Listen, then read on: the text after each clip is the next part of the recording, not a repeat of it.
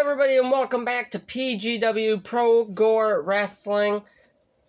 And as you might have noticed by my episode of Starrcade and the first episode of Season 2 of Monday Night Raw as our big return, you can see that I've gotten some new figures. And here today, I am here to review the Legends Series 15 Kane. Some would consider him hardcore Kane, but I mean, you don't get a lot of accessories, but let's look into the box here. As always, on those boxes, you get the True Effects logo. Picture, the render of Kane here, which is very, very close to what he looks like here on his mask. You get the Legends WWE logo, Mattel logo, and Kane on here. And on this side, you get Kane, just pretty close to what he looks like. I mean, I think it looks almost similar with the Legends logo. Then on the back, if you want to read that, I guess you could pause it there. His bio and the championships he's won. Which I guess the Hardcore Championship is not included there, but could have been the time the figure was. The other figures in the series, and soon to come, I do have that X-Pac that I will review. On this side, it's just the Elite logo and Kane. And back to the back, or the front.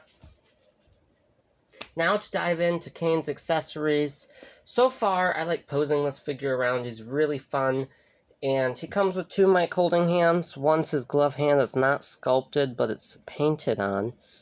So, compared to one of the Kane figures I have, which is a basic figure, an old basic, of the bald Kane that came after that. His glove hand is molded. If it will focus, you see it's molded there, and here it's painted. I feel like they could have gave him just a little bit bigger of a hand too, because if you look at this mic holding hand, seems a little bit bigger, I would think, than that figure. But that glove is not molded, but painted on, but I mean, it still looks pretty good. And he also comes with the Raw Tag Team Championships.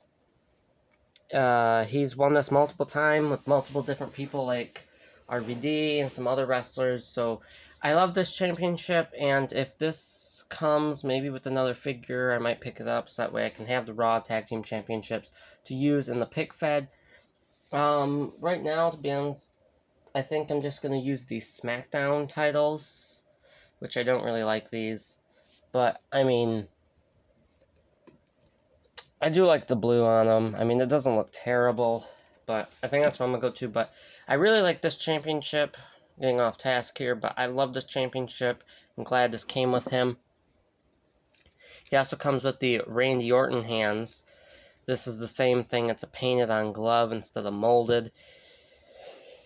So, I mean, I guess you could do his fire thing where he takes his arms up like that, which is pretty cool. And double jointed arms underneath these elbow pads here, which are nice, but they gave him also bigger arms, but I feel like they look a little big for his smaller torso, which compared to a Undertaker, his torso is a little shorter, like it's slimmer.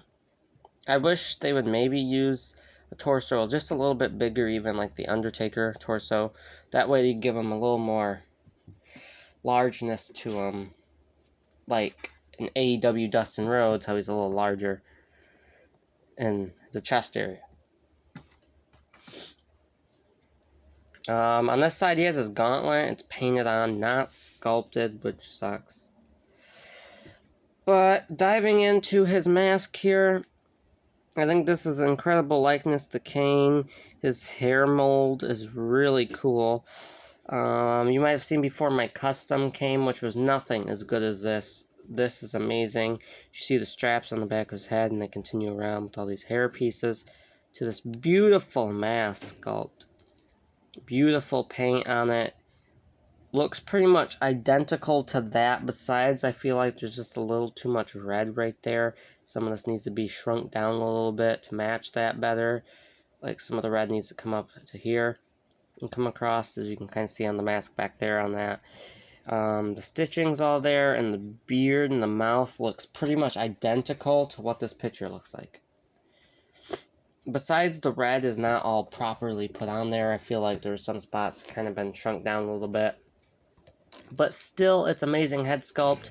And to the body, compared to the Decade of Domination Kane, I did not own, but I've seen it in stores. I've looked at it. I looked at pictures before doing this review. The straps are different. The strap came across right here instead, and this strap only came up to this strap, so it would have been like here. It wouldn't have went up all the way. It would have been cool to see these molded, which I guess I kind of understand why, but I mean, I still think they could have. And the straps are also on the back, and you kind of see that see-through netting with that light gray, which I think works well for the torso. And he has his belt, which could have been sculpted, and I feel like if they did an Ultimate Edition, it would be sculpted like the Ultimate Edition Kane that I did own but returned. But I'm glad I got this Kane, because I like this Kane a lot better. He has the straps here as well with the buckles and the see-through netting. That does not look as well on the legs as it does on the torso. He has his knee pads with the black dripping down them. His knees, I think, are pretty tight. I feel like they could be a little tighter, because right here I feel like they're loose. He's on ratchet joints, not ball joints. So that way he seems like he pops back into place. The double jointed arms are not loose. He has a wonderful ab crunch and some nice boot swivel, and I love these boot molds. They're very similar to a Batista boot mold, as you could see here. I guess they're similar. I mean, it's similar to a Batista boot mold, and I think they're really cool. Love these boots. And overall, this figure is amazing. He's really fun to pose around. For a big guy, you don't do much with him anyway. But if you guys were to go to Target, this Legends Series 15 Kane is a Target exclusive. And you have a pick fed, or you collect, or you're trying to look for a Kane to really use. And especially if you like this era, I think this is the best Kane they have. Besides maybe a larger torso, I think this Kane is pretty much perfect. I don't have too many complaints about it. Besides the torso maybe being a little bit bigger to kind of give the overall largeness of Kane. For example, his